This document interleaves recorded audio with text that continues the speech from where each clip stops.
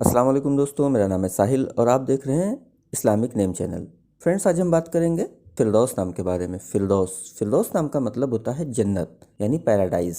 जन्नत की एक मखसूस किस्म है जिसे जन्नतुल फ़िरदौस कहा जाता है। ये सबसे आला किस्म है जन्नत में, सबसे आला मकाम है। तो जन्नतुल फ़िरदौस जन्नत का ही एक नाम है। तो जिनका नाम फ़िरदौस होता है उनके लिए हर महीने की 8, 17 और 26 यानी 8, 17 और 26 ये 3 डेट्स लकी और अच्छी होती हैं।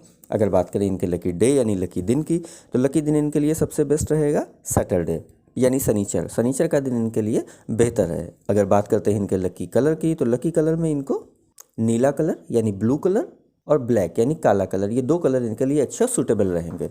इसी तरह बात करें अगर इनके लकी स्टोन की, तो लकी स्टोन में इनको नीलम यूज़ करना चाहिए। नीलम यानी सफ़ायर इनके लिए बेहतरीन स्टोन रहेगा इंशाल्लाह। अगर बात करें इनके लकी नंबर की, तो लकी नंबर है इनका 8 यानी 8 नंबर इनका लकी नंबर है। तो ये थी फ़िरदौस नाम की शॉर्ट डिटेल।